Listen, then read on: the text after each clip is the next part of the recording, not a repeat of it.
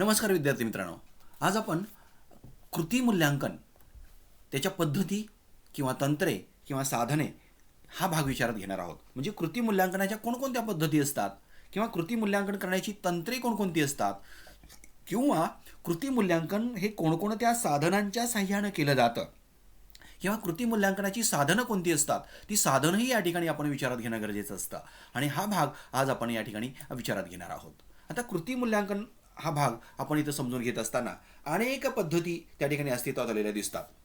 प्रत्येक पद्धतीची काही खास वैशिष्ट्ये असल्याने प्रत्येक पद्धतीचा उपयोग विशिष्ट परिस्थितीत होतो, लक्षात घ्या. म्हणजे कृती मूल्यांकनाचं यश आणि अचूकता ही बऱ्याच अंशी योग्य तंत्राच्या निवडीवर अवलंबून असते. तुमचं कृती मूल्यांकन हे कधी यशस्वी झालं आपण सांगू शकतो, तर तुमची तंत्र किंवा पद्धती ही योग्य असली पाहिजे. म्हणजे तंत्राची निवडसुद्धा त्या ठिकाणी योग्य पद्धतीने झाली पाहिजे. त्याचबरोबर मनुष्यबळ व्यवस्थापनाने प्रत्येक पद्धतीचे गुण दोष अभ्यासले पाहिजेत. आता जे काही ह्युमन रिसोर्स मॅनेजमेंट डिपार्टमेंट जे असतं किंवा सेक्शन असतं, मनुष्यबळ व्यवस्थापन विभाग असतो, त्या मनुष्यबळ व्यवस्थापन विभागानं प्रत्येक पद्धतीचे गुण आणि दोष हे अभ्यासले पाहिजेत. आणि त्याचबरोबर विशिष्ट कर्मचारी वर्गासाठी स्वतंत्र व योग्य कृती मूल्यांकनाची पद्धती निवडली पाहिजे, लक्षात घ्या. म्हणजे विशिष्ट पद्धतीची निवडही त्या ठिकाणी करणं गरजेचं असतं. चांगले कृती मूल्यांकनाची पद्धती, नीट लक्ष द्या, चांगली कृती मूल्यांकनाची पद्धती ही कर्मचाऱ्यांच्या खालील गुणांचे परीक्षण करत असते. चांगली कृती मूल्यांकनाची पद्धती कर्मचाऱ्यांचे खालील गुण परीक्षण करत असते. कोणते गुण असतात, तर कार्यज्ञान. मी आत्ता सांगितलं की कर्मचाऱ्यांना त्या कामाबद्दलचं ज्ञान कोणतं आहे, किती ज्ञान आहे, किती प्रमाणामध्ये ज्ञान आहे, याचं त्या ठिकाणी परीक्षण केलं जातं. त्याचबरोबर कार्यपूर्ततेची क्षमता, त्या कर्मचाऱ्यांच्या अंगी कार्यपूर्तता करण्याची क्षमता किती आहे त्याचाही त्या ठिकाणी विचार केला जातो. त्याचीही तपासणी, त्याचंही परीक्षण, त्याचंही निरीक्षण त्या ठिकाणी केलं जातं.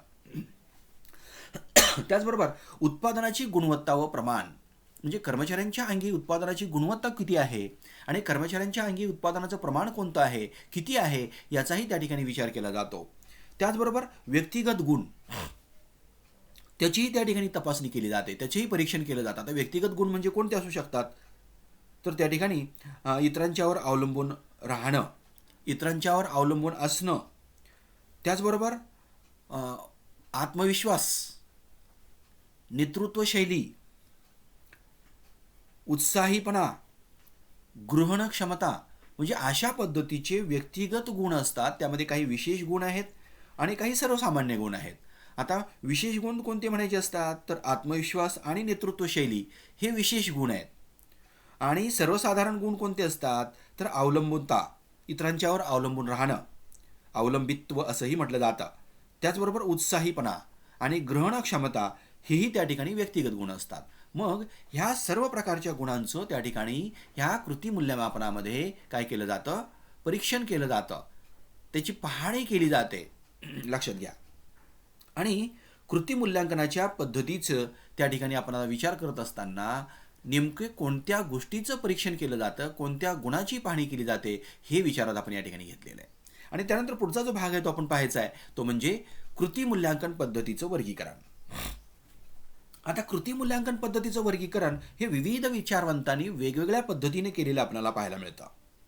उदाहरणार्थ रॉक व लेविस, रॉबिन्स, स्ट्रॉस व सेलेस इत्यादी. आता स्ट्रॉस आणि सेलेस यांनी केलेलं वर्गीकरण हे अधिक सर्वसामान्य आणि प्रचलित झालेलं दिसून येतं, स्ट्रॉस आणि सेलेस यांचं. आणि त्यांनी कशा पद्धतीचं वर्गीकरण केलेलं आहे मग, तर हा चार्ट मी आपल्यासमोर मांडलेला आहे, पहा. ह्या चार्टमध्ये स्ट्रॉस आणि सेलेस यांनी हे दोन वर्गामध्ये ते वर्गीकरण केलेलं आहे, पहा. त्या पद्धतींचं दोन वर्गामध्ये वर्गीकरण केलेलं आहे. तर पहिली पद्धती कोणती सांगितलेली आहे, परंपरागत पद्धती, आणि दुसरी पद्धती कोणती आहे, आधुनिक पद्धती. म्हणजे कृती मूल्यांकनाची पहिले वर्गीकरण आपण या ठिकाणी विचारात घेतले पाहिजे, ते म्हणजे परंपरागत पद्धती. आणि कृती मूल्यांकनाचे दुसरे वर्गीकरण आपण या ठिकाणी विचारात घ्यायचे आहे, ते म्हणजे आधुनिक पद्धती. आता ह्या परंपरागत पद्धतीमध्ये कोणकोणत्या पद्धतींचा समावेश होतो, हाही भाग आपण विचारात घेतला पाहिजे. आता परंपरागत पद्धती कशाला म्हटलं जातं, हाही भाग आपण समजून घ्या. परंपरागत पद्धतीमध्ये कृती मूल्यांकनाच्या एकूण वेगवेगळ्या 11 पद्धतींचा समावेश होतो. किती पद्धती आहेत? 11 पद्धती आहेत. पहा, या चार्टमध्ये पहिल्या चार्टमध्ये तुम्हाला 6 दिसतील आणि दुसऱ्या चार्टमध्ये तुम्हाला किती दिसतील? 5 दिसतील. म्हणजे अशा पद्धतीनं ह्या 11 पद्धतींचा समावेश हा त्यामध्ये झालेला आपणाला दिसून येतो. आधुनिक परिस्थितीमध्ये आधुनिक परिस्थितीमध्ये आपण लक्षात घेतलं पाहिजे की ह्या पद्धती ह्या कमी जास्त झालेल्या आहेत, लहान मोठ्या झालेल्या आहेत. तरी देखील या परिस्थितीमध्ये सर्व संस्थांच्या मध्ये या पद्धतींचा अवलंब केला जातो. लक्षात घ्या. म्हणजे परंपरागत पद्धतीचे मुख्य गुण कोणते असतात? आता ह्या परंपरागत पद्धती वापरतात म्हटल्यानंतर काहीतरी गुण असले पाहिजेत ना. आणि मग ह्या परंपरागत पद्धतीचे मुख्य गुण कोणते असतात? तर त्या पद्धती साध्या, सोप्या आणि सर्वसामान्य कर्मचाऱ्यांना समजू शकतील अशा पद्धती आहेत. पहा, ह्या परंपरागत पद्धती ह्या कशा आहेत? साध्या आहेत, सोप्या आहेत आणि सर्वसामान्य कर्मचाऱ्यांना, कामगारांना सुद्धा त्या काय होऊ शकतात? समजू शकतात. त्यामुळं त्यांची विश्वसनीयता वाढते. परंपरागत पद्धती ह्या कमी खर्चिक आहेत. लक्षात घ्या, ह्या ज्या आत्ता पद्धती आपण पाहणार आहोत ह्या पद्धती कशा आहेत? कमी खर्चिक आहेत आणि त्यामुळे त्याचा अवलंब सर्वत्र केलेला आपल्याला पाहायला मिळतो. मग ह्या परंपरागत पद्धती आपण या ठिकाणी कशा आहेत, कोणाला समजू शकतात, त्याचं स्वरूप काय आहे, कोणत्या ऑर्गनायझेशनमध्ये वापरल्या जातात हे पाहिल्यानंतर ह्या परंपरागत पद्धती ह्या कोणकोणत्या प्रकारच्या आहेत ते प्रकार आपण या ठिकाणी विचारात घेतले पाहिजे. आता त्या परंपरागत पद्धती म्हणजे पहिली पद्धती जी आहे ती म्हणजे सरळ श्रेणी पद्धती. आता सरळ श्रेणी पद्धती म्हणजे नेमकं काय आहे? त्याला स्ट्रेट रँकिंग मेथड असंही म्हटलं जातं. काय म्हटलं जातं? स्ट्रेट रँकिंग मेथड असं म्हटलं जातं. ही एक साधी, सोपी आणि जुनी पद्धती आहे बाळांनो. परंपरागत पद्धतीमधली सरळ श्रेणी पद्धती जी आहे ही साधी आहे, सोपी आहे आणि जुनी आहे. या पद्धतीमध्ये व्यक्तीची गुणवत्ता, कृती या घटकांवर अधिक जोर दिला जातो. लक्षात घ्या, व्यक्तीच्या एखाद्या गुणाचा विचार केला जात नाही तर त्याच्या सर्व गुणांचा एकत्रित विचार केला जातो. एका व्यक्तीची तुलना दुसऱ्या व्यक्तीशी केली जाते. सर्वोत्कृष्ट व्यक्ती एका टोकाला आणि सर्वात निकृष्ट कर्मचारी दुसऱ्या टोकाला ठेवून इतर कर्मचाऱ्यांच्या श्रेष्ठताचा क्रम या ठिकाणी लावला जातो. या पद्धतीमध्ये एका कर्मचाऱ्याची इतर सर्व कर्मचाऱ्यांशी तुलना करून श्रेष्ठता क्रम निश्चित केला जातो. त्याला आपण सरळ श्रेणी पद्धती असं म्हणतो. ही पद्धती साधी आहे, सोपी आहे आणि कमी खर्चिक आहे. त्याचबरोबर वापरायला सुद्धा सोपी आहे. तिच्यामध्ये सुलभता आहे. कमी कर्मचारी असलेल्या किंवा कमी संख्या असलेल्या लहान आकाराच्या संस्थेमध्ये ही पद्धती अतिशय उपयुक्त ठरते. लक्षात घ्या. आणि म्हणून हाही भाग या ठिकाणी सरळ श्रेणी पद्धतीचा पाहायला पाहिजे. परंतु कर्मचारी संख्या जर जास्त असेल अशा मोठ्या संस्थांच्या दृष्टीतून ही पद्धती योग्य ठरत नाही. कर्मचाऱ्यांच्या गुणांचा निरपेक्ष विचार त्या ठिकाणी होत नाही. सर्व गुणांचा एकत्रित विचार हे या पद्धतीचा एक दोष आहे. पहा, आणि दुसरा एक दोष या ठिकाणी सांगितलेला आहे तो म्हणजे या पद्धतीला शास्त्रीय आधार नाही. म्हणजे अशा पद्धतीनं पहिली जी पद्धती आहे परंपरागत पद्धतीमध्ये पहिली पद्धती सरळ श्रेणी पद्धती. त्यानंतर दुसरी पद्धती आपण या ठिकाणी विचारात घ्यायची आहे ती म्हणजे व्यक्तीबरोबर व्यक्ती तुलना पद्धती. व्यक्तीबरोबर व्यक्तीची तुलना केली जाते. व्यक्तीबरोबर व्यक्ती तुलना पद्धती man to man comparison method असं म्हटलं जातं. Man to man comparison method. पहिल्या महायुद्धामध्ये अमेरिकन सैन्यामध्ये या तंत्राचा प्रथम उपयोग करण्यात आला. पहा, पहिल्या महायुद्धामध्ये अमेरिकन सैन्यामध्ये या तंत्राचा काय केला? प्रथम उपयोग करण्यात आला. या पद्धतीत तुलना करण्यासाठी विशिष्ट गुणवैशिष्ट्ये विचारात घेतली जातात. आता कोणती गुणवैशिष्ट्ये असतात? उदाहरणार्थ नेतृत्व गुण असेल, अवलंबूनता असेल, पुढाकार वृत्ती असेल, कार्यकौशल्य इत्यादी. प्रत्येक गुणवैशिष्ट्याचे प्रमाण निश्चित केले जाते आणि हे तपासून प्रत्येक गुणवैशिष्ट्यास स्वतंत्र गुण दिले जातात. यानंतर सर्व गुणांची बेरीज केली जाते आणि त्या आधारे प्रत्येक व्यक्तीची कृतिशीलता, या आधारे प्रत्येक व्यक्तीची श्रेणी किंवा दर्जा हा निश्चित केला जातो. थोडक्यात एका वेळी एका व्यक्तीची दुसऱ्या व्यक्तीशी सर्व गुणांच्या आधारे तुलना करण्याच्या ऐवजी दोन व्यक्तीची तुलना एका वेळी एकाच गुणवैशिष्ट्याच्या आधारे केली जाते. आणि म्हणून हा एक भाग या ठिकाणी आपण लक्षात घेतला पाहिजे परंपरागत पद्धतीमधला, ते म्हणजे व्यक्तीबरोबर व्यक्तीची तुलना. त्यानंतर तिसरी पद्धती आपण विचारात घ्यायची श्रेणी पद्धती. या पद्धतीमध्ये कर्मचाऱ्यांच्या अंगी आवश्यक असणारे गुण हे विचारात घेतले जातात. उदाहरणार्थ विश्लेषण क्षमता, सहकार्याची वृत्ती, अवलंबूनता, कार्यज्ञान, अंदाज क्षमता, नेतृत्व गुण, संघटन कौशल्य इत्यादी. याचप्रमाणे गुणवत्ता श्रेण्या सुद्धा निश्चित केल्या जातात. म्हणजे श्रेणी पद्धतीमध्ये श्रेणी सुद्धा निश्चित केली पाहिजे. उदाहरणार्थ अ यासाठी अतिउत्कृष्ट, ब उत्कृष्ट, क चांगला, ड बरा आणि ई अयोग्य. म्हणजे अशा पद्धतीच्या श्रेणी निश्चित केल्या जातात आणि त्यानुसार प्रत्येक व्यक्तीचं मूल्यमापन केलं जातं आणि त्यानुसार त्या व्यक्तीला किती गुण मिळालेले आहेत, त्या गुणानुसार कोणती श्रेणी त्याला मिळालेली आहे हे या ठिकाणी आपल्याला पाहता येतं. म्हणून परंपरागत पद्धतीमधली तिसरी पद्धती ती म्हणजे श्रेणी पद्धती. त्यानंतर चौथी पद्धती आपण विचारात घ्यायची आहे ती म्हणजे आलेख वर्गीकरण श्रेणी पद्धती. त्याला ग्राफिक रेटिंग स्केल मेथड असं म्हटलं जातं. Graphic rating scale method. कृती मूल्यांकनासाठीची ही पद्धती मोठ्या प्रमाणावर अवलंबली जाते.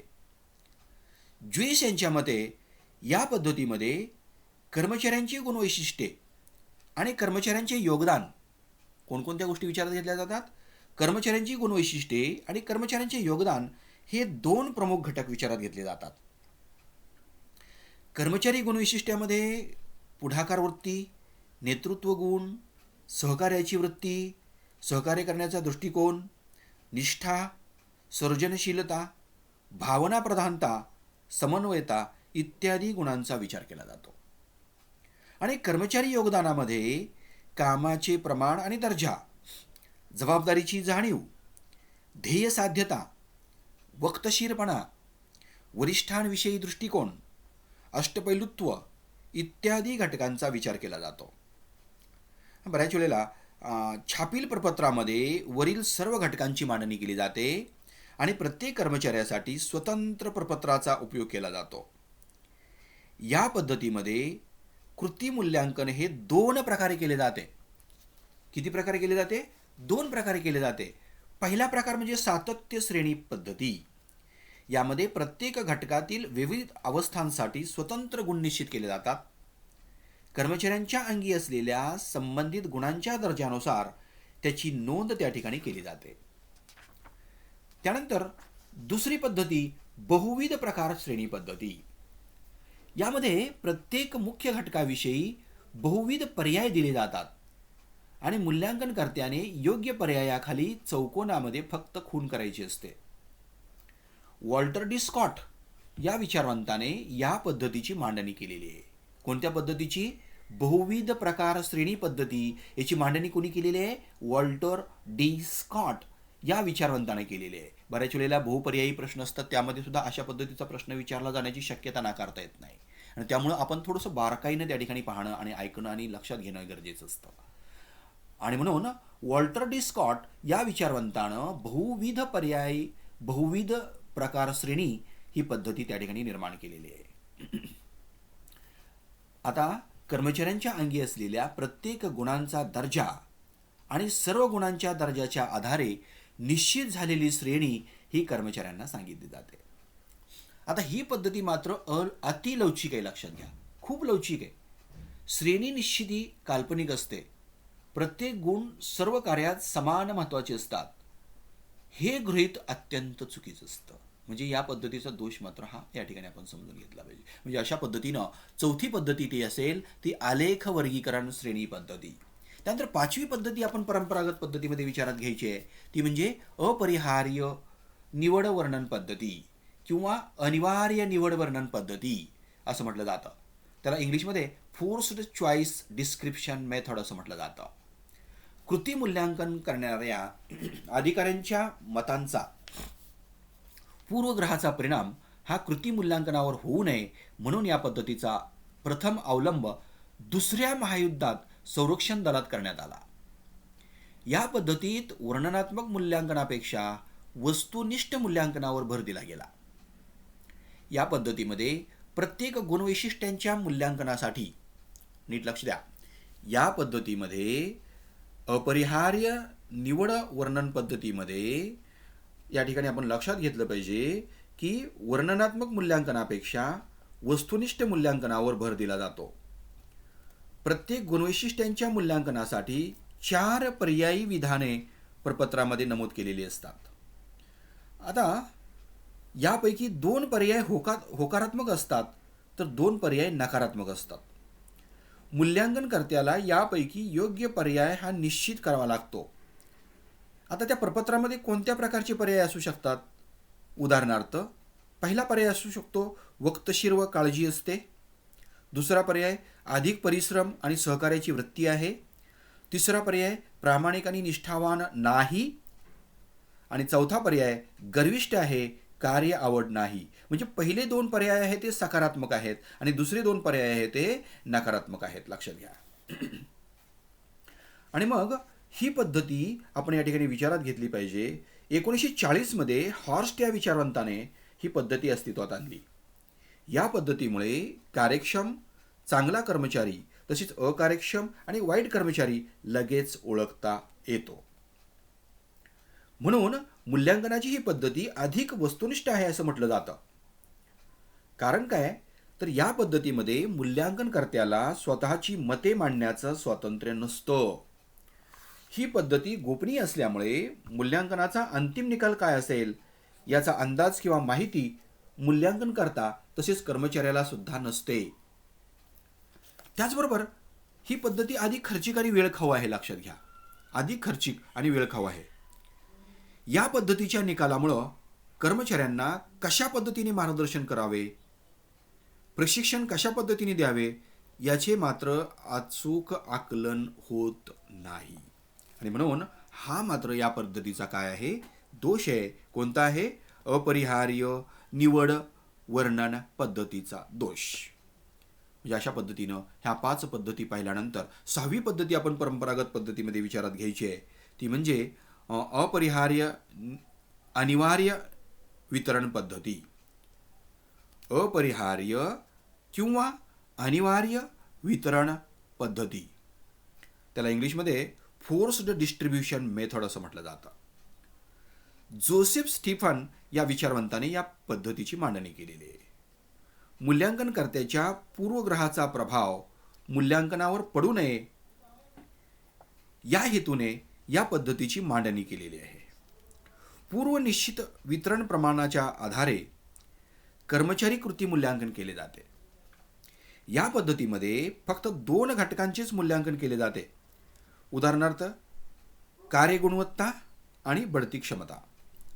मूल्यांकनासाठी 5 बिंदू गुणवत्ता प्रमाण निश्चित केले जाते. आता 5 बिंदू कोणते असतात तेही आपण या ठिकाणी विचारात घेतले पाहिजेत. कर्मचाऱ्यांच्या गुणवत्ता विचारात घेऊन त्यांना योग्य श्रेणीत स्थानापन्न केले जाते. आता 5 बिंदू कोणते असतात? पहिला असतो अति उत्कृष्ट, त्यासाठी 10 म्हणजे त्यासाठी गुण दिले जातात. त्यानंतर उत्कृष्ट, त्यासाठी गुण असतात. चांगला, त्यासाठी गुण असतात. बरा आणि वाईट, अशा पद्धतीचे 5 बिंदू त्या ठिकाणी ठरवले जातात आणि त्यानुसार कर्मचाऱ्यांची त्या ठिकाणी मूल्यांकन हे केलं जातं. या पद्धतीमध्ये कर्मचाऱ्यांची बढती क्षमता, आता बढतीसाठी मात्र आपण लक्षात घेतलं पाहिजे, या पद्धतीमध्ये कर्मचाऱ्यांची बढती क्षमता खालील 3 बिंदूंच्या प्रमाणाच्या आधारावर निश्चित केली जाते. आता कोणकोणते 3 बिंदू असतात? पहिला बिंदू असतो बढतीस सुयोग्य उमेदवार, सकारात्मक बिंदू. दुसरा असतो बढतीस योग्य किंवा अयोग्य उमेदवार, इथं आयदर ऑर. आणि तिसरा असतो बढतीस अयोग्य उमेदवार. म्हणजे पहिला बिंदू सुयोग्य, दुसरा योग्य किंवा अयोग्य आणि तिसरा अयोग्य. म्हणजे अशा पद्धतीनं ह्या 3 बिंदूच्या आधारे कर्मचाऱ्यांची बढती क्षमता ही निर्धारित केली जाते. हे लक्षात घ्या तुम्ही. म्हणजे अपरिहार्य वितरण पद्धतीमध्ये अशा पद्धतीनं ह्या 3 बिंदूचा वापर केला जातो आणि त्या ठिकाणी कर्मचाऱ्यांना बढती देणं गरजेचं आहे. बढतीसाठी तो पात्र आहे की नाही हे आपल्याला समजतं. ही पद्धती समजण्यासाठी आणि वापरायला सुद्धा अतिशय सोपी आहे. प्रत्येक श्रेणीमध्ये किती कर्मचाऱ्यांचा समावेश करावा हे निश्चित असल्यामुळे मूल्यांकनकर्त्याच्या मताचा पूर्वग्रहांचा प्रभाव मूल्यांकन प्रक्रियेवर पडत नाही. वेतन प्रशासनासाठी ही पद्धती उपयुक्त ठरत नाही. म्हणजे अशा पद्धतीनं आपण प्रत्येक पद्धती पाहत असताना त्या पद्धतीचा विचार करतो आहोत, त्या पद्धतीची माहिती घेतो आहोत आणि त्या पद्धतीचे गुणदोष सुद्धा आपण त्या ठिकाणी विचारात घेतो आहोत, हेही आपण समजून घेणं गरजेचं आहे. त्यानंतर पुढची पद्धती आपण पाहिजे परंपरागत पद्धतीमध्ये तपासणी यादी पद्धती, चेकलिस्ट मेथड असं म्हटलं जातं. तपासणी यादी म्हणजे चेकलिस्ट आणि त्याला तपासणी यादी पद्धती म्हणजे चेकलिस्ट मेथड असं म्हटलं जातं. या पद्धतीमध्ये सूची निर्देश पद्धती असंही म्हटलं जातं. या पद्धतीला सूची निर्देश पद्धती असंही म्हटलं जातं. मनुष्यबळ व्यवस्थापन कर्मचाऱ्यांचे कृती मूल्यांकन करते. कर्मचाऱ्यांच्या गुणवत्तेविषयी माहिती संकलन करण्यासाठी ज्येष्ठ आणि अनुभवी अधिकाऱ्यांची किंवा त्रयस्थ तज्ज्ञ व्यक्तीची नियुक्ती केली जाते. त्यांच्या अहवालाच्या आधारे मूल्यांकन क्रिया ही पूर्ण केली जाते. लक्षात घ्या, कर्मचारी गुणवत्ता आणि वर्तन या संबंधीच्या प्रश्नाची प्रश्नावली तयार केली जाते. तपासणी यादीमध्ये माहिती संकलन अधिकाऱ्यास प्रत्येक प्रश्नापुढे फक्त होय किंवा नाही असेच नमूद करता येते. लक्षात घ्या, म्हणजे होय किंवा नाही अशीच माहिती त्या ठिकाणी द्यायची आणि प्रश्नाच्या महत्त्वानुसार योगदान केलेले त्या ठिकाणी असते, गुणदान सुद्धा त्या ठिकाणी दिलेले असते आणि प्रश्नावलीचं स्वरूप सुद्धा आपण त्या ठिकाणी समजून घेतलं पाहिजे. प्रत्येक प्रश्नाचं उत्तर होय किंवा नाही अशाच शब्दामध्ये त्या ठिकाणी असलं पाहिजे. उदाहरणार्थ, कर्मचाऱ्यास त्याच्या कार्यात रस आहे का, त्याचं उत्तर होय किंवा नाही. तुम्ही योग्य उत्तराचा निवड करायचे. कामात वक्तशीरपणा आहे का, 2 पर्याय दिलेले असतात, होय किंवा नाही. वरिष्ठांचा मान राखतो का, होय किंवा नाही. सूचनांचं पालन योग्य प्रकारे करतो का, होय किंवा नाही. सहकार्यांना मदत करण्याची प्रवृत्ती आहे का किंवा वृत्ती आहे का, होय किंवा नाही. म्हणजे या ठिकाणी फक्त होय किंवा नाही, येस ऑर नो याच्यामध्येच त्याला उत्तर देता येतं. लक्षात घ्या.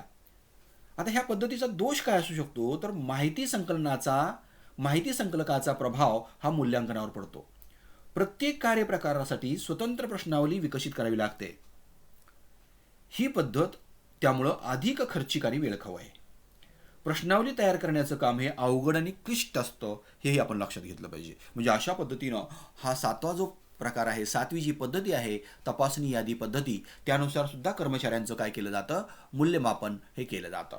त्यानंतर पुढची पद्धती आपण विचारात घ्यायची आहे मुक्त निबंध पद्धती, फ्री एसे मेथड असं म्हटलं जातं. या पद्धतीमध्ये मूल्यांकनकर्त्यास मूल्यांकनाविषयी जास्तीत जास्त स्वातंत्र्य दिलेले असते. मूल्यांकनकर्ता निरीक्षण, मुलाखत, चर्चा, विचारविनिमय या सर्वांचा उपयोग करून कर्मचाऱ्यांच्या गुणवैशिष्ट्याबाबत स्वतःची मते सविस्तरपणे अहवालामध्ये नमूद करतो. या पद्धतीमध्ये खालील घटकांच्या विषयी सखोल माहिती प्राप्त केली जाते. आता कोणकोणते घटक असतात त्या पद्धतीमध्ये, मुक्त निबंध पद्धतीमध्ये, की त्याची माहिती त्या ठिकाणी प्राप्त केली जाते. उदाहरणार्थ, वरिष्ठ आणि सहकारी कर्मचाऱ्यांशी संबंध. आता वरिष्ठ आणि सहकारी कर्मचारी यांच्याबरोबर संबंध कसे आहेत त्याबद्दलची माहिती. त्यानंतर कार्यसंघटन आणि नियोजन क्षमता याबद्दलची माहिती, कार्यज्ञान आणि वाढीची शक्यता त्याबद्दलची माहिती, कर्मचाऱ्यांची गुणवैशिष्ट्ये आणि दृष्टिकोन त्याबद्दलची माहिती आणि शारीरिक आणि मानसिक क्षमता, म्हणजे या सर्व मुद्द्यांची माहिती, या सर्व घटकांची माहिती ही पूर्णपणे त्या ठिकाणी मिळवली जाते. आता कर्मचाऱ्याची गुणवैशिष्ट्ये आणि गुणवत्तेविषयी सखोल आणि सर्वांगीण माहिती ही या ठिकाणी प्राप्त झाल्यामुळं कृती मूल्यांकन हे अधिक अचूक आणि वस्तुनिष्ठ ठरतं.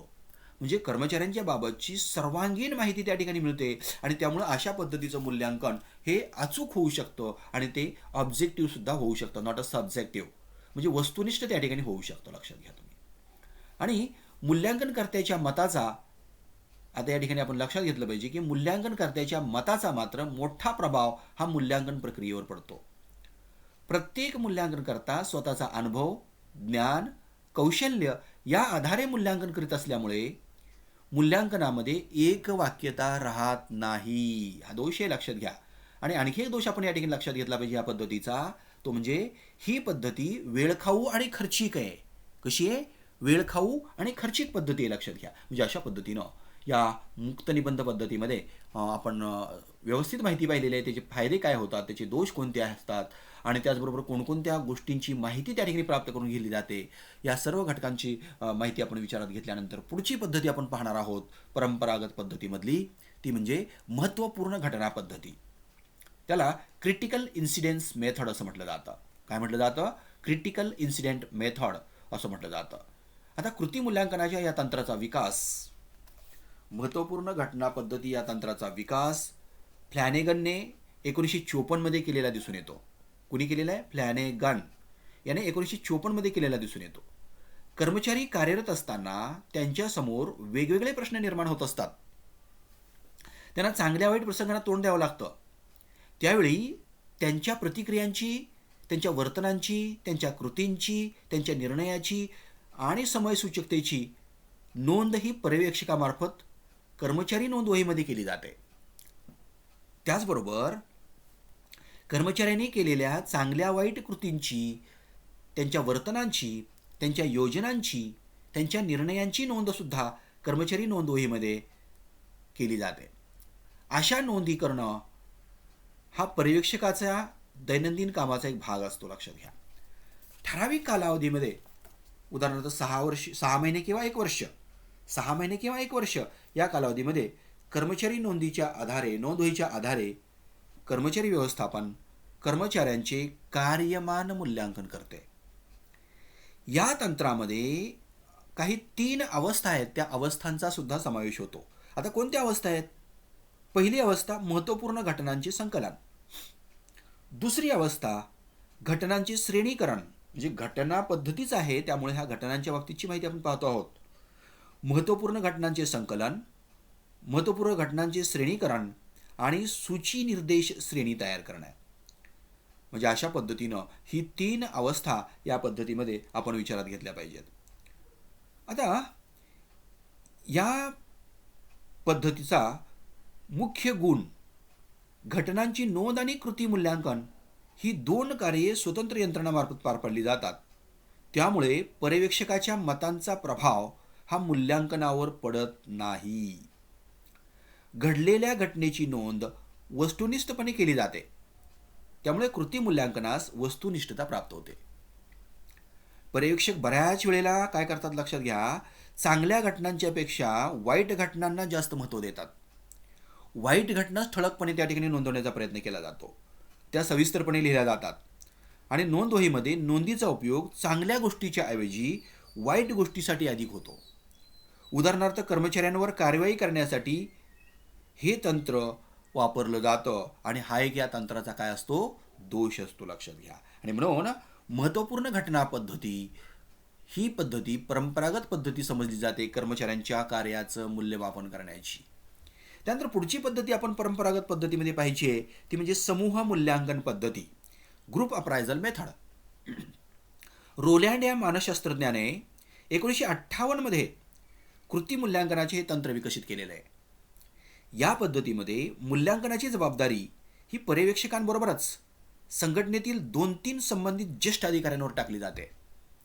म्हणजेच मूल्यांकन कार्य हे अधिकाऱ्यांच्या समूहामार्फत पार पाडलं जातं. लक्षात घ्या. समूह मूल्यांकन म्हटलं की त्या ठिकाणी ग्रुप आला. लक्षात घ्या तुम्ही. आणि ह्या समूहामार्फत हे कार्य काय केलं जातं? पार पाडलं जातं. पर्यवेक्षक अधिकारी या समूहाला कर्मचाऱ्यांची कर्तव्ये, कर्मचाऱ्यांच्याकडून अपेक्षा, त्यांच्या कार्याचं स्वरूप इत्यादी विषयीची माहिती देतो. त्यानंतर अधिकारी समूह हा कृती मूल्यांकनाची पद्धत निश्चित करतो. अपेक्षित कार्यप्रमाण आणि प्रत्यक्ष कार्यप्रमाण यांची तुलना केली जाते. सर्वानुमते कर्मचाऱ्यांचे कृती मूल्यांकन करून त्यांची गुणवत्ता श्रेणी ही निश्चित केली जाते. लक्षात घ्या तुम्ही. अधिकारी समूह कर्मचाऱ्यांच्या कौशल्य वृद्धीसाठी, नीट लक्ष द्या, अधिकारी समूह हा कर्मचाऱ्यांच्या कौशल्य वृद्धीसाठी मार्गदर्शन करत असतो आणि ते मार्गदर्शन कर्मचाऱ्यांना केलं जातं. कृती मूल्यांकनाची ही सोपी पद्धती आहे. आता जे फायदे आपण विचारात घेऊया. सखोल आणि पूर्वग्रहाचा अभाव असलेली पद्धती आहे. अधिकारी समूह एकमेकांच्या विचाराने कृती मूल्यांकन करत असल्याने हे अधिक अचूक होते. लक्षात घ्या. म्हणजे ही सोपी पद्धती आहे, त्याचबरोबर या पद्धतीमार्फत मूल्यमापन केलं जातं, तेही अचूक केलं जातं. परंतु दुसरी बाजू आपण विचारात घ्यायला पाहिजे, ही पद्धत अधिक वेळखाऊ आहे. म्हणजे time consuming method that is. लक्षात घ्या तुम्ही. म्हणून हा एक दोष त्या पद्धतीचा आपण विचारात घेणं गरजेचं आहे. त्यानंतर शेवटची परंपरागत पद्धती आपण विचारात घेणार आहोत, ती म्हणजे क्षेत्र आढावा पद्धती, फील्ड रिव्ह्यू मेथड. वर्ड्सवर्थ या विचारवंताने 1948 मध्ये या तंत्राची मांडणी केलेली आहे. या पद्धतीमध्ये मूल्यांकन करता ज्या कर्मचाऱ्यांची कृती मूल्यांकन करायची आहे त्यांच्या पर्यवेक्षकाची प्रदीर्घ मुलाखत घेत असतो. मुलाखतीपूर्वी विचारपूर्वक कोणत्या घटकांची गुणवैशिष्ट्यांची माहिती मुलाखतीमध्ये घ्यावयाची आहे हे निश्चित केले जाते. उदाहरणार्थ, कर्मचाऱ्यांची बलस्थानं, कर्मचाऱ्यांची दुर्बल स्थानं, असामान्य क्षमता, बढती क्षमता, वर्तन, प्रामाणिकपणा, शिस्त इत्यादी बाबत माहिती घेतली जाते. मूल्यांकन करता मुलाखतीतून कर्मचाऱ्यांच्या विषयी जास्तीत जास्त माहिती प्राप्त करतो. या माहितीची नोंद कर्मचाऱ्यांच्या व्यक्तिगत धारिकांमध्ये केली जाते. या पद्धतीचे यश हे मूल्यांकनकर्त्याच्या मुलाखत कौशल्यावर अवलंबून असते. ही पद्धत मोठ्या उद्योगांना उपयुक्त ठरते. क्षेत्र आढावा पद्धती जी आहे ही मोठ्या उद्योगांना, उद्योग संघटनांना उपयुक्त ठरते. या पद्धतीमध्ये 3 गुणवत्ता श्रेण्या असतात. उदाहरणार्थ, असामान्य, समाधानकारक आणि असमाधानकारक. मनुष्यबळ व्यवस्थापनातील वरिष्ठ अधिकारी मूल्यांकन प्रक्रियेत गुंतून राहतात. हे मात्र आपण लक्षात घेतलं पाहिजे आणि या पद्धतीचा हा मोठा दोष आहे. लक्षात घ्या. म्हणजे अशा पद्धतीनं ह्या परंपरागत पद्धतीमध्ये शेवटची पद्धती आपण विचारात घेतलेली आहे, ती म्हणजे क्षेत्र आढावा पद्धती. अशा प्रकारे परंपरागत पद्धतीमध्ये आपण वेगवेगळ्या 11 पद्धतींचा विचार केलेला आहे. नंबर 1 सरळ श्रेणी पद्धती, नंबर 2 व्यक्तीबरोबर व्यक्ती तुलना पद्धती, नंबर 3 श्रेणी पद्धती, नंबर 4 आलेख वर्गीकरण श्रेणी पद्धती, नंबर 5 अपरिहार्य निवड वर्णन पद्धती, नंबर 6 अपरिहार्य वितरण पद्धती, नंबर 7 तपासणी यादी पद्धती, नंबर 8 मुक्त निबंध पद्धती, नंबर 9 महत्त्वपूर्ण घटना पद्धती, नंबर 10 समूह मूल्यांकन पद्धती, अँड द लास्ट नंबर 11 क्षेत्र आढावा पद्धती. म्हणजे अशा पद्धतीने ह्या 11 वेगवेगळ्या पद्धती ह्या परंपरागत पद्धतीमध्ये समावेशित होतात. त्यांचा विचार आपण या ठिकाणी केलेला आहे. त्यानंतर दुसरा प्रकार जो आहे, दुसरं वर्गीकरण आपण पाहायचं आहे, ते म्हणजे आधुनिक पद्धती. आता परंपरागत पद्धतीमध्ये 11 पद्धतींचा समावेश होतो आणि आधुनिक पद्धतीमध्ये मात्र ह्या वेगवेगळ्या पद्धतीच्या 4 पद्धती समावेशित झालेल्या आहेत. पहा, आता परंपरागत पद्धतीमध्ये अनेक प्रकारच्या त्रुटी दिसून येतात. उदाहरणार्थ, मूल्यांकनकर्ते संघटनेतीलच वरिष्ठ अधिकारी, मूल्यांकनकर्त्यामध्ये मूल्यांकन कौशल्याचा अभाव, मूल्यांकनकर्ते आणि कर्मचारी संबंध, मूल्यांकनकर्त्याचा पूर्वग्रह, गुणांपेक्षा दोषावरच लक्ष केंद्रित अधिक केलं जातं. परंपरागत तंत्र एकतर कार्यगुणवत्तेवर भर देतं किंवा कर्मचारी व्यक्तिमत्वावर भर देतं. या दोन्ही घटकात समतोल साधण्यासाठी व परंपरागत पद्धतीमधील दोष टाळण्याच्या उद्देशानं आधुनिक कृती मूल्यांकनाच्या पद्धती ह्या अस्तित्वात आलेल्या आहेत. म्हणजे मागं जे आपण पाहिल्या 11 पद्धती, यांच्यामधले जे काही दोष आहेत ते दोष टाळण्यासाठी या आधुनिक पद्धतींचा त्या ठिकाणी आधुनिक पद्धतीचं अस्तित्व झालेलं आपल्याला दिसून येतं, त्यांचा वापर करण्यात आलेला दिसून येतो. आता त्या आधुनिक पद्धतीमध्ये कोणकोणत्या पद्धती असतात?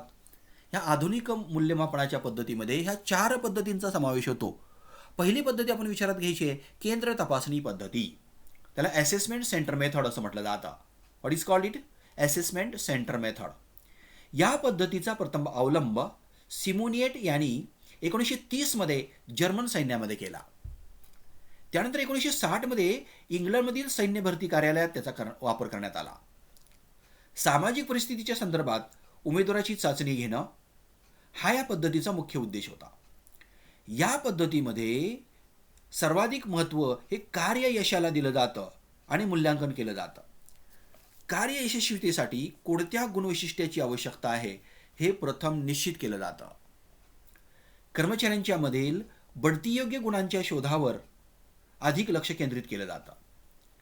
विविध निकषांच्या आधारे विविध पद्धतींचा अवलंब करून कर्मचाऱ्यांचे कृती मूल्यांकन हे मूल्यांकनाच्या समूहामार्फत, मूल्यांकनकर्त्यांच्या समूहाच्या मार्फत केलं जातं. कर्मचारी वरिष्ठ पद धारण करण्यासाठी पात्र आहे का हे तपासण्यासाठी त्यांच्या विविध प्रकारच्या चाचण्या घेतल्या जातात. उदाहरणार्थ लेखी परीक्षा, मुलाखत, परिस्थितीजन्य परीक्षा, त्यामध्ये भूमिका वठवणं किंवा वरिष्ठांविषयी समूह चर्चा इत्यादीच्या परीक्षा त्या ठिकाणी घेतल्या जातात. सर्व कर्मचाऱ्यांचे व्यक्तिगत आणि सामूहिक मूल्यांकन केले जाते. उदाहरणार्थ स्वीकारण्यास अधिक लायक, स्वीकारण्यास लायक, स्वीकारण्यास बरा आणि अस्वीकारार्ह, म्हणजे अशा 4 मुद्द्यांच्या साह्याने कर्मचाऱ्यांचं मूल्यमापन हे केलं जातं. आता इथं आपण लक्षात घेतलं पाहिजे की केंद्र तपासणीचे हेतू काय असतात. पहा, ह्या केंद्र तपासणी पद्धतीचे हेतू काय आहेत, उद्देश काय आहेत, हेही आपण या ठिकाणी समजून घेणं गरजेचं असतं. बुर्याक व स्मिथ या विचारवंतांनी ते हेतू पुढील प्रमाणात सांगितलेले आहेत. पहा, वेगवेगळे हेतू त्यांनी सांगितलेले आहेत आणि ते हेतू कोणकोणते आहेत.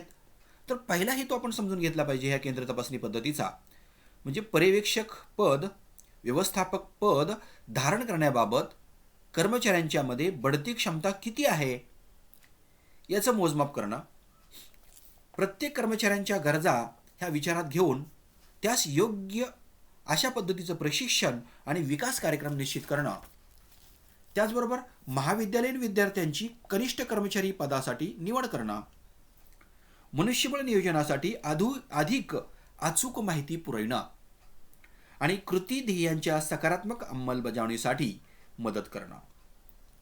या मूल्यांकन पद्धतीमध्ये कामगारांच्या विविध गुणवैशिष्ट्यांचा विचार केला जातो. उदाहरणार्थ आंतरव्यक्तीय कौशल्ये, संघटन व नियोजन कौशल्ये, विचारक्षमतेचा दर्जा, दबावास प्रतिरोध, कार्य उत्साह, इतरांवर अवलंबूनता, सर्जनशीलता, सामाजिक संबंध, अशा वेगवेगळ्या घटकांचा विचार, वेगवेगळ्या गुणवैशिष्ट्यांचा विचार या मूल्यांकन पद्धतीमध्ये केला जातो. लक्षात घ्या, या केंद्र तपासणी पद्धतीमध्ये केंद्र तपासणीचा कार्यक्रम यशस्वी होण्यासाठी काही घटकांचा विचार करणं गरजेचं असतं की ज्या घटकांवर अधिक भर दिला जातो आणि तो देणं गरजेचं असतं. उदाहरणार्थ ही पद्धती स्पष्ट व निश्चित असली पाहिजे आणि त्याचा उद्देश निश्चित असला पाहिजे. उच्च व्यवस्थापनाचे आश्वासन, कार्यविश्लेषण, मूल्यांकनकर्त्यांना प्रशिक्षण, कार्यक्रमाचे अंकेक्षण आणि मूल्यांकनाची प्रक्रिया इत्यादी घटकांवर भर दिला पाहिजे. आता या पद्धतीमध्ये काही फायदे असतात. पहा, या पद्धतीमध्ये सखोल मूल्यांकन केलं जात असल्यामुळं संघटनेला सर्वोत्तम अधिकारी वर्ग प्राप्त होतो. विविध परीक्षा देण्यास कर्मचारी वर्ग उत्सुक नसतात, हा दोष आहे. आणि ही पद्धती खर्चिक आणि वेळखाऊ आहे, हाही दोष आहे. जे कर्मचारी बढतीस सक्षम समजले जात नाहीत ते नाराज होतात. याचा प्रतिकूल परिणाम त्यांच्या कार्यक्षमतेवर आणि वर्तनावर होतो. म्हणजे अशा पद्धतीचे दोष सुद्धा या पद्धतीचे आहेत. म्हणून आपण या केंद्र तपासणी पद्धतीचे गुणदोष या ठिकाणी विचारात घेतलेले आहेत. आणि त्यानंतर दुसरी पद्धती आपण पाहणार आहोत आधुनिक पद्धतीमध्ये, उद्दिष्टाधिष्ठित व्यवस्थापन पद्धती.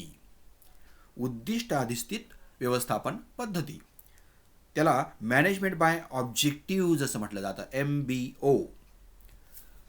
आता ही पद्धती कोणी निर्माण केलेली आहे, या संकल्पनेची मांडणी कोणी केलेली आहे, हाही भाग आपण या ठिकाणी लक्षात घेतला पाहिजे.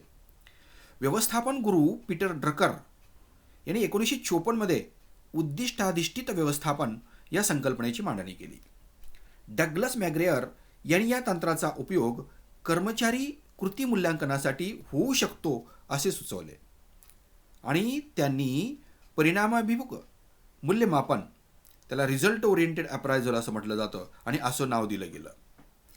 आता असे जे काही उद्दिष्टाधिष्ठित व्यवस्थापन तंत्र आहे, ह्या तंत्राचे उद्देश काय असतात हेही आपण लक्षात घेतले पाहिजेत. तर पहिला उद्देश आपण समजून घेतला पाहिजे. या उद्दिष्टाधिष्ठित व्यवस्थापन तंत्राचा पहिला उद्देश असतो उद्दिष्टाभिमुख व्यवस्थापन. हे वस्तुनिष्ठ तंत्र आहे.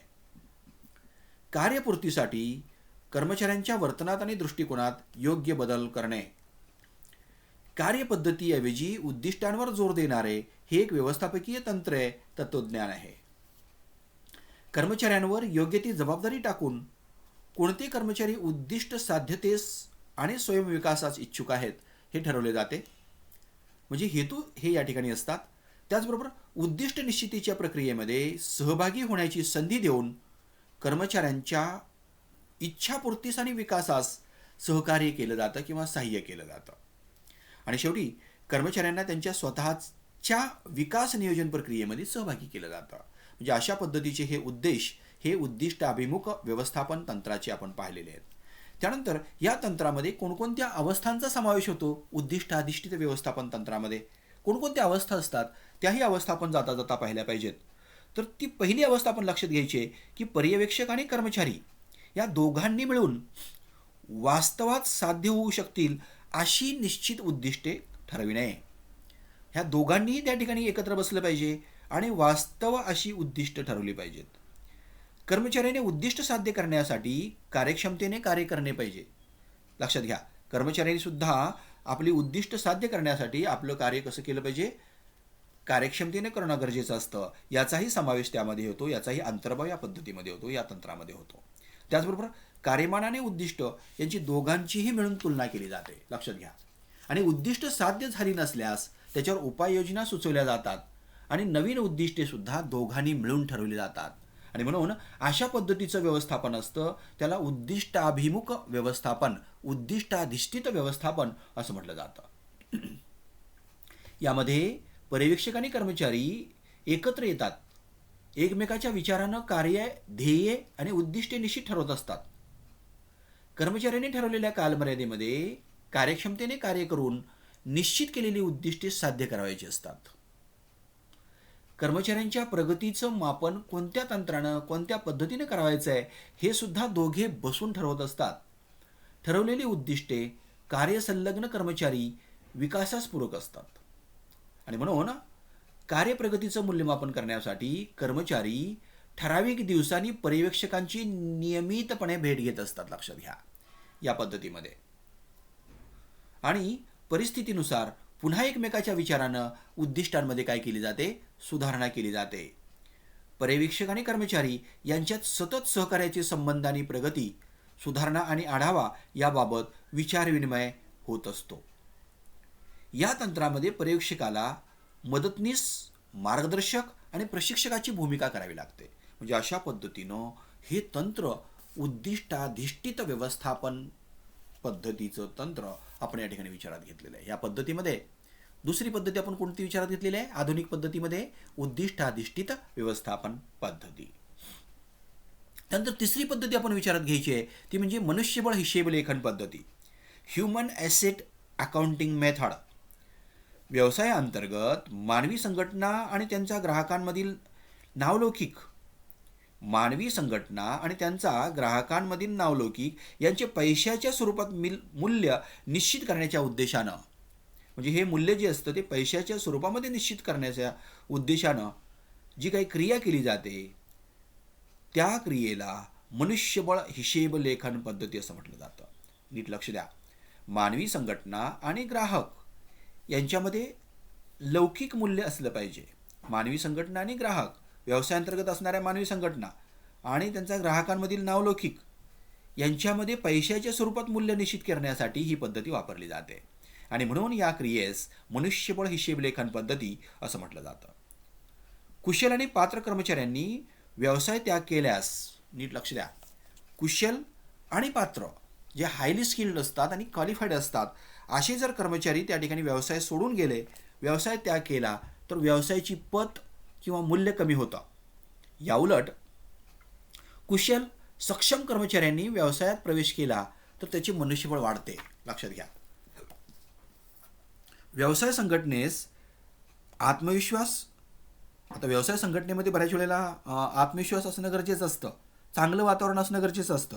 परंतु जर संघटनेमध्ये अविश्वास असेल, जर संघटनेमध्ये संघर्ष असतील तर मानवी संघटनेचं मूल्य त्या ठिकाणी काय होतं? घटतं. आणि या उलट कर्मचाऱ्यांची संघभावना, मनोधैर्य जर उच्च असेल तर मानवी संघटना मौल्यवान मालमत्ता समजली जाते. आणि म्हणून मनुष्यबळ हिशेब लेखन पद्धतीमध्ये याचा आपण विचार केला पाहिजे. आणि यासाठी मूलभूत घटक त्याला की कॅज्युअल्स असं म्हटलं जातं आणि मध्यस्थ उपक्रम घटक त्याला इंटरव्हेनिंग एंटरप्राइज असं म्हटलं जातं. या दोन घटकांचे ठराविक काळानं काय केलं जातं, नियमित मापन केलं जातं. लक्षात घ्या. म्हणजे अशा पद्धतीनं ही जी तिसरी पद्धती आहे मनुष्यबळ हिशेबलेखन पद्धती, ही त्या ठिकाणी वापरली जाते. परंतु तरी देखील आपण लक्षात घेतलं पाहिजे की ही पद्धती फारशी प्रचलित नाही. बऱ्याच जणांना अजून मनुष्यबळ हिशेब म्हणजे नेमकं काय असतं हे माहिती नसतं आणि त्यामुळे या पद्धतीचा वापर करणं हे तर खूपच दुरापास्त असतं. लक्षात घ्या तुम्ही. आणि त्यानंतर शेवटची पद्धती आपण पाहतो आहोत आधुनिक पद्धतीमध्ये, ती म्हणजे वेतन दर्जा निश्चिती प्रमाण पद्धती. त्याला बिहेवियरली अँकर्ड रेटिंग स्केल असं म्हटलं जातं. कृती मूल्यांकनाचे हे एक अत्याधुनिक तंत्र समजलं जातं. वेतन दर्जा निश्चिती प्रमाण पद्धती इतर सर्व तंत्रांच्या तुलनेनं हे तंत्र अधिक वस्तुनिष्ठ, विश्वसनीय आणि उजवं समजलं जातं. या तंत्राची कार्यपद्धती कशी असते हेही आपण समजून घेतलं पाहिजे. वेतन दर्जा निश्चिती प्रमाण पद्धती याची कार्यपद्धती कशी असते, त्याच्यामध्ये एक 5 घटकांचा समावेश होतो. पहा. पहिला, महत्त्वपूर्ण घटनेची निर्मिती. दुसरा, कार्यमानाच्या दिशा विकसित करणं. तिसरा, कार्यवर्तन निरीक्षण. चौथा, कार्यवर्तन मापन आणि तुलना. अँड द लास्ट, कार्यवर्तन विकास. म्हणजे अशा पद्धतीनं ह्या 5 तंत्रांचा त्या ठिकाणी अवलंब हा वेतन दर्जा निश्चित प्रमाण पद्धतीमध्ये केला जातो. या पद्धतीमध्ये सर्वप्रथम कार्यपूर्तीसाठी आवश्यक असणारी महत्त्वपूर्ण कार्यमान क्षेत्रे निश्चित केली जातात. त्यानंतर कार्ययशस्वीतेसाठी सर्वोत्कृष्ट कार्यवर्तन आणि निकृष्ट कार्यवर्तन निश्चित केले जाते. मूल्यांकनकर्ता कर्मचाऱ्यांच्या कार्यवर्तनाचे सखोल निरीक्षण करतो, त्याची नोंद करून घेतो. त्यानंतर कर्मचाऱ्यांच्या कार्यवर्तनाची तुलना ही पूर्वनिश्चित सर्वोत्कृष्ट आणि निकृष्ट वर्तनाशी केली जाते. कर्मचाऱ्यांचे कार्यवर्तन हे कोणत्या पूर्वनिश्चित वर्तनाजवळ आहे हे तपासून त्याचे कार्यमान मूल्यमापन हे केले जाते. कर्मचाऱ्यांचे कार्यवर्तन निकृष्ट कार्यवर्तनाच्या आसपास असेल तर कार्यवर्तन विकासासाठी त्याला आवश्यक ते मार्गदर्शन, आवश्यक ती मदत, आवश्यक ते सहाय्य हे केले जाते. मात्र हे तंत्र अधिक वेळखाऊ आणि खर्चिक आहे, परंतु त्याचे फायदे सुद्धा इतरांच्या तुलनेने जास्त आहेत. पहा, जरी ते अधिक वेळखाऊ आणि खर्चिक असलं तरी ह्या तंत्राचे फायदे सुद्धा आपण या ठिकाणी समजून घेतले पाहिजेत. आता हे फायदे कोणकोणते असतात, तर कृती मूल्यांकन हे अधिक अचूक होऊ शकते, पहिला फायदा. नंतर दुसरा फायदा ह्या पद्धतीत आपल्याला समजू शकतो तो म्हणजे पूर्वग्रहांचा अभाव.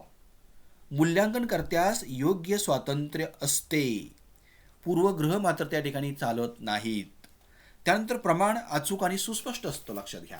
म्हणजे या पद्धतीचे हे या ठिकाणी फायदे आहेत. आणि आणखी एक फायदा आपण या ठिकाणी विचारात घेतला पाहिजे, म्हणजे कर्मचाऱ्यांना कृती मूल्यांकनाच्या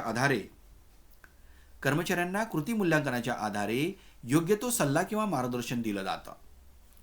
म्हणजे अशा पद्धतीचे हे 4 वेगवेगळे फायदे हे वेतन दर्जा निश्चिती प्रमाण पद्धतीमध्ये आहेत. त्यानंतर पुढचा भाग आपण पाहिजे, दुसरी बाजू नाण्याची पाहिजे, ह्या पद्धतीच्या मर्यादा कोणत्या आहेत. What are the limitations of performance appraisal. हे लिमिटेशन्स आपण या ठिकाणी कृती मूल्यांकनाचे विचारात घेतले पाहिजेत. कृती मूल्यांकनाचे लिमिटेशन्स आपण विचारात घेत असताना पहिला भाग आपण या ठिकाणी विचारात घ्यायचा आहे. मला वाटतं वेगवेगळे 8 प्रकारच्या मर्यादा आपण या ठिकाणी समजून घेणं गरजेचं असतं. आता त्या 8 प्रकारच्या मर्यादा कोणत्या असतात हेही आपण लक्षात घेणं गरजेचं आहे. तर त्यामध्ये पहिली मर्यादा मूल्यांकनकर्त्याचे पूर्वग्रह आणि गृहीते याचाही परिणाम हा मूल्यांकनावर होऊ शकतो. त्याचबरोबर ह्या मूल्यांकनाच्या पद्धती ह्या संदिग्ध असतात, त्याची प्रमाणं कशी असतात, संदिग्ध असतात. त्याचबरोबर जी मिळालेली माहिती असते ती अपुरी असते किंवा मिळालेला पुरावा जो असतो तो सुद्धा अपुरा असतो. लक्षात घ्या तुम्ही. त्याचबरोबर अनेक गुणांचं कर्मचाऱ्यांच्या अंगी असणाऱ्या मूल्यांकन होत नाही. कर्मचाऱ्यांच्या अंगी वेगवेगळ्या प्रकारचे गुण असतात, पण सर्वच गुणांचं मूल्यांकन होतं असं नाही. म्हणून हा एक दोष किंवा ही एक मर्यादा या पद्धतीची आपण विचारात घेणं गरजेचं आहे.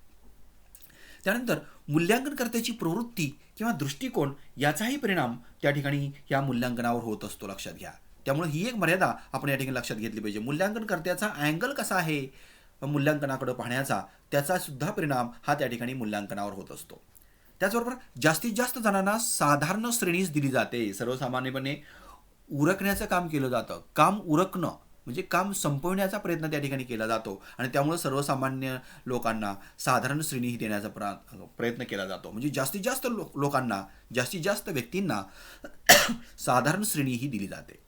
हा एक दोष किंवा ही एक मर्यादा आपण या ठिकाणी लक्षात घेतली पाहिजे.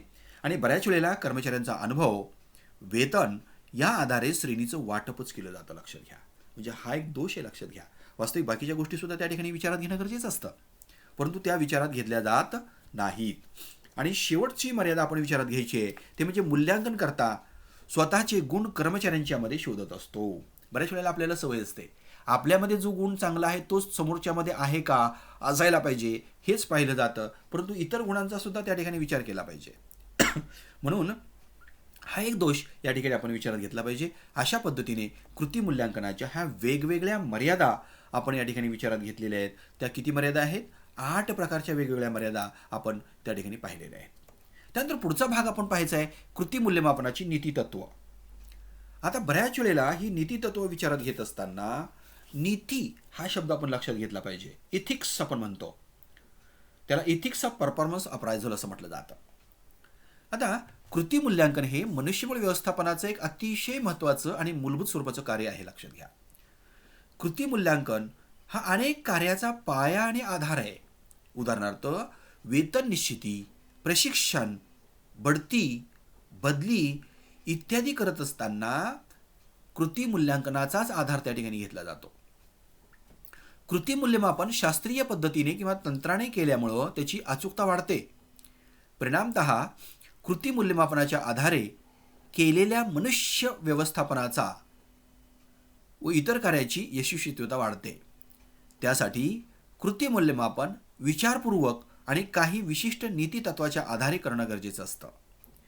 MS केलोग या विचारवंताने अचूक कृती मूल्यमापनासाठी काही कार्ये आवश्यक आहेत तर काही कार्ये अनावश्यक आहेत असं सांगितलेलं आहे.